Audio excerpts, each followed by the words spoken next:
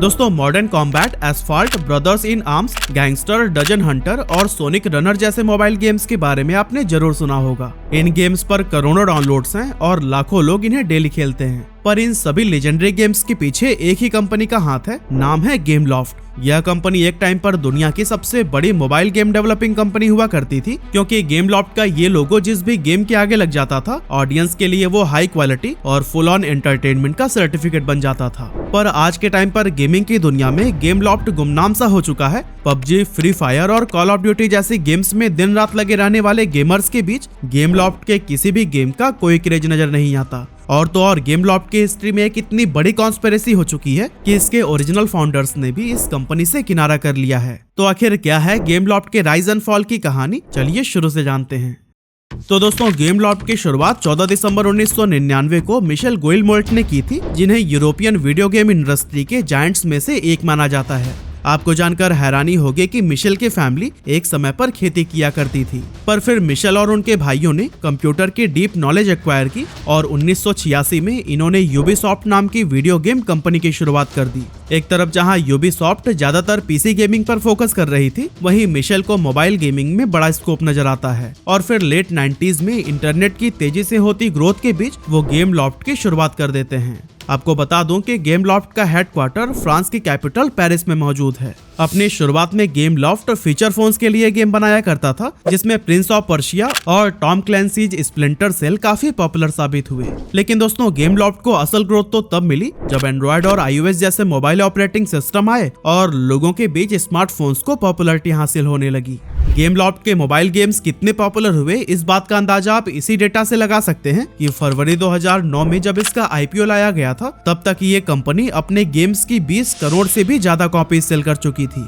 अब दोस्तों गेमलॉफ्ट का हर गेम जबरदस्त पॉपुलैरिटी हासिल कर रहा था, पर इन सभी गेम्स के साथ एक कॉमन प्रॉब्लम भी जुड़ी हुई थी, और वो ये थी कि गेमिंग कम्युनिटी के बीच इन्हें क्लोन या फिर कॉपी कर पुकारा जाता था। गेमलॉफ्ट खुद के गेम आइडियाज को तो सोच ही नहीं रहा था। ये कंपनी पीसी और कंसोल पर चलने वाले पॉपुलर गेम्स के आइडिया को कॉपी करके उनका मोबाइल वर्जन बना रही थी। जैसे कि अगर कुछ एग्जांपल्स की बात की जाए तो इनकी गैंगस्टर सीरीज, जिसमें गैंगस्टर वेगास और gangster crime city, gangster 2, Kings of LA और अर्बन क्राइम जैसे गेम्स आते हैं, वो रॉकस्टार गेम्स नाम की कंपनी की GTA यानी कि ग्रैंड थेफ्ट ऑटो की कॉपी है। ठीक ऐसे ही ज़ॉम्बी इन्फेक्शन गेम का आइडिया रेजिडेंट एविल से लिया गया है, और गेमलॉफ्ट के one of the most popular game series नोआ का आइडिया हेलो और शैडो गार्जियन से मैच करता है। नवंबर 2011 में एक प्रेस कॉन्फ्रेंस के दौरान जब गेमलॉफ्ट के फाउंडर मिशेल से पूछा गया कि लोग आपके गेम्स को क्लोन कहते हैं, तो फिर मिशेल ने कहा कि गेमिंग इंडस्ट्री में नए कॉन्सेप्ट बहुत रेयरली आते हैं और गेमलॉफ्ट किसी भी गेम को क्लोन नहीं करती, बल्कि उसके कॉन्सेप्ट को इम्प्रूव करती है। अब दोस्तों भले ही गेमिंग कम्युनिटी चाहे गेमलॉफ्ट को कॉपीकैट कह रही थी, पर सच ये भी था कि गेमलॉफ्ट के अलावा शायद ही कोई कंपनी थी जो कि हाई क्वालिटी मोबाइल गेमिंग पर इतना ज्यादा फोकस कर रही थी। गेमलॉफ्ट के गेम्स की क्वालिटी और ग्राफिक्स उस गेम से भी ज्यादा बेटर और स्मूथ होते थे जिनके कॉन्सेप्ट को ये कॉपी किया करते थे, और यही एक फैक्टर गेमलॉफ्ट की USP बन चुकी थी, जो कि इन्हें गेमिंग मार्केट में सबसे ऊपर की पोजीशन पर ला खड़ा कर रहा था। गेमलॉफ्ट का रेवेन्यू मॉडल भी दूसरे गेमिंग कंपनीज से काफी अलग था, जो कि गेम खेलने वाले लोगों के एक्सपीरियंस को नेक्स्ट लेवल पर पहुंचा देता था। अब दोस्तों गेमलॉफ्ट के इस रेवेन्यू मॉडल को समझने के लिए सबसे पहले तो आपको ये जानना होगा कि एक गेमिंग कंपनीज आखिर पैसे कैसे कमाती है।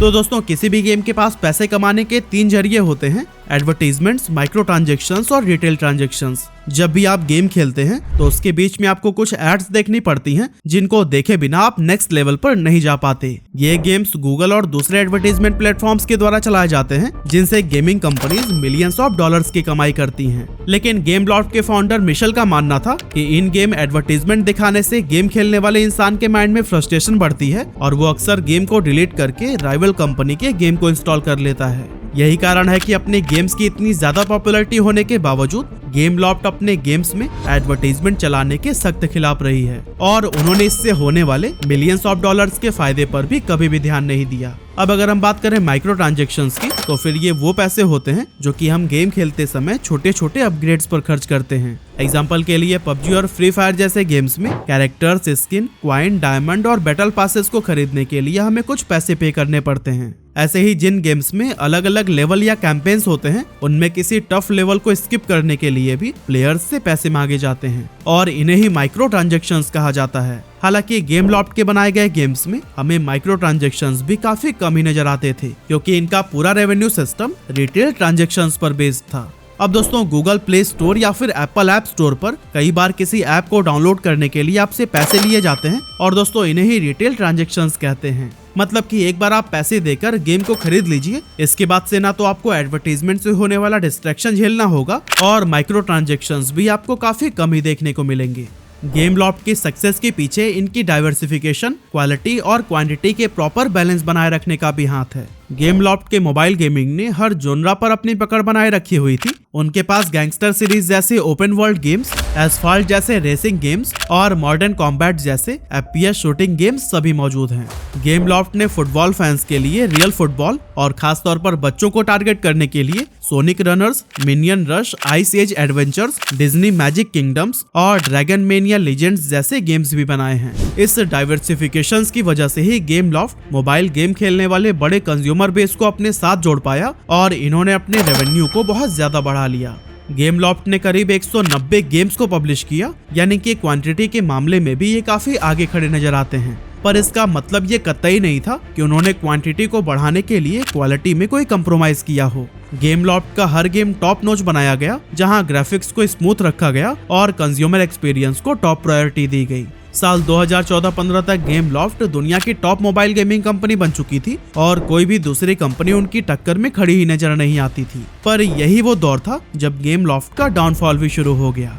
दोस्तों, मिशेल गुइलमोर्ट प्राउडली कहा करते थे कि उनके गेम्स में कोई ऐड नहीं होते हैं, लेकिन गेमलॉफ्ट हाई क्वालिटी गेम्स को बनाने में इतना ज्यादा पैसे खर्च कर रही थी जिसे रिटेल मॉडल से निकाल पाना काफी कठिन हो चुका था। गेमलॉफ्ट के chief financial officer Alexandre de Rochefort ने बताया कि iOS डिवाइसेस से उनके पास आने वाला रेवेन्यू एंड्रॉइड के कंपैरिजन में 400 गुना से भी ज्यादा है। ऐसा इसलिए क्योंकि महंगे आईफोन डिवाइसेस खरीदने वाले लोग ऐप स्टोर से कुछ पैसे खर्च करके गेम को खरीदने में कोई भी परहेज नहीं करते थे और उनके लिए एड फ्री एक्सपीरियंस ज्यादा मैटर करता था। लेकिन दूसरी ओर एंड्रॉइड डिवाइसेस, जिन्हें भारत जैसे एशिया के डेवलपिंग कंट्रीज के लोग सबसे ज्यादा यूज करते हैं, हम लोग किसी भी गेम को खरीदने की बजाय एड्स को देखते रहना ही ज्यादा प्रेफर करते हैं।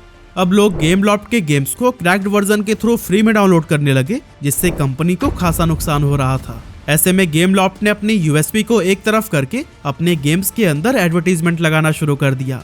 अब दोस्तों, गेमलॉफ्ट ने जिस जमाने में अपनी शुरुआत की थी, तब ज्यादातर कंपनीज प्रीमियम और पेड गेम्स ही बेचा करती थी। पर एंड्रॉइड के गूगल प्ले स्टोर ने लोगों को फ्री एप्स की ऐसी आदत लगा दी कि पेड एप्स को तो हम खरीदना ही भूल गए।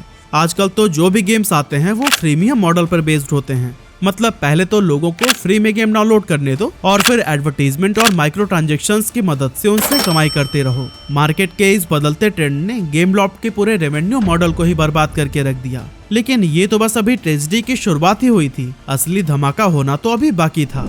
साल 2015 में गेमलॉफ्ट का लॉस $18.52 मिलियन तक पहुंच गया था, जो कि उनकी हिस्ट्री का ऑल टाइम हाई लॉस था। इस मेजर लॉस के चलते उन्हें अपने 7 स्टूडियोज भी बंद करने पड़ गए और गेमलॉफ्ट के इन्वेस्टर्स भी उनसे खासे नाराज हो गए। इस पूरी सिचुएशन का फायदा उठाया विवेंडी ने, जो कि फ्रांस की एक जानी मानी मास मीडिया कंपनी है। विवेंडी ने गेमलॉफ्ट में 6.2% का शेयर खरीद लिया, जिससे स्टॉक मार्केट में गेमलॉफ्ट की कंडीशन थोड़ी बेटर होने लगी। पर दोस्तों, गेमलॉफ्ट के फाउंडर्स कभी सोच भी नहीं सकते थे कि विवेंडी उनकी कंपनी का शेयर नहीं बल्कि पूरी कंपनी हड़पना चाहती थी। कुछ ही दिनों में उन्होंने अपने शेयर को 10.2% तक पहुंचा दिया और फरवरी 2016 तक विवेंडी गेमलॉफ्ट के 30% शेयर को एक्वायर कर चुकी थी। मिशेल गुइलमोर्ट ने गेमलॉफ्ट के रिटेल इन्वेस्टर से अपने शेयर विवेंडी को न बेचने की गुजारिश की, पर विवेंडी ने टेंडर ऑफर निकाला और इन्वेस्टर्स को ज्यादा प्रॉफिट का लालच देकर उनसे शेयर्स खरीद लिए। 1 जून 2016 तक विवेंडी के पास 56% शेयर आ चुके थे और ये कंपनी अब गेमलॉफ्ट की मालिक बन चुकी थी। पर दोस्तों, विवेंडी यही नहीं रुकने वाली थी। उनका टारगेट तो मिशेल की प्रीवियस कंपनी यूबीसॉफ्ट को भी इसी तरह से फोर्सफुली एक्वायर करने का था। अब जब मिशेल को इस बात की भनक हुई तो उन्होंने गेमलॉफ्ट को छोड़ दिया और अपने भाइयों की कंपनी यूबीसॉफ्ट में लौट गए, जिससे कि वो यूबीसॉफ्ट को फोर्स एक्विजिशन से बचा पाए। अब दोस्तों, मिशेल ने यूबीसॉफ्ट को तो बचा लिया, पर गेमलॉफ्ट पर अब विवेंडी का पूरा कंट्रोल चल रहा था। उन्होंने गेमलॉफ्ट की पूरी टॉप मैनेजमेंट बदल कर रख दी और अपने हिसाब से सारे डिसीजंस लेने शुरू कर दिए। विवेंडी की नई मैनेजमेंट ने गेमलॉफ्ट के नए गेम्स में एडवर्टीजमेंट और माइक्रो ट्रांजेक्शंस को बढ़ावा दिया और सारे यूजर एक्सपीरियंस को बर्बाद करके रख दिया। नोवा 3 जैसे गेम्स जो कि ऑडियंस के बीच काफी पॉपुलर हुए थे, विवेंडी ने उनके अपडेट्स लाना ही बंद कर दिए, जिसके चलते लोगों ने गेमलॉफ्ट के इन गेम्स से पूरी तरह से किनारा कर लिया। साथ ही नोवा लेगेसी जैसे गेम्स जो कि अपने लॉन्च से पहले बहुत ज्यादा हाइप बना रहे थे, जब वो लॉन्च हुए तो वो लोगों को बिल्कुल भी पसंद नहीं आए। पिछले कुछ सालों में गेमलॉफ्ट के नए नए रेवेन्यू मॉडल इनके लॉसेस को जरूर कम किए हैं, पर लोगों के बीच गेमलॉफ्ट के गेम्स का वो क्रेज कभी भी लौट नहीं सका। हालांकि गेमलॉफ्ट की फीकी पड़ चुकी चमक का पूरा कसूर हम सिर्फ और सिर्फ विवेंडी के सर ही नहीं डाल सकते। पिछले कुछ सालों में चाइनीज कंपनीज जैसे टेंसेंट गेम्स और नेटईज गेम्स ने यूरोपियन और अमेरिकन गेमिंग कंपनीज को काफी कड़ी टक्कर दी है और एक से एक पॉपुलर गेम्स को डेवलप किया है। इनके गेम्स लोगों के बीच खासे पॉपुलर भी हुए हैं, जिसने अल्टीमेटली दूसरे गेम्स को पीछे करने का भी काम किया है। दूसरी तरफ स्मार्टफोन टेक्नोलॉजी के लगातार डेवलप होने के साथ हमारे फोन्स के अंदर स्टोरेज और रैम काफी ज्यादा बढ़ चुकी हैं और अब इस मार्केट में इतने प्लेयर्स आ चुके हैं कि गेमलॉफ्ट इसमें अपना रास्ता ही नहीं खोज पा रहा है। वैसे आपने गेमलॉफ्ट के कौन कौन से गेम्स खेले हैं और आपको क्या लगता है, क्या गेमलॉफ्ट एक बार फिर से मोबाइल गेमिंग का किंग बन पाएगा? अपना ओपिनियन हमें कमेंट बॉक्स में जरूर शेयर करिएगा।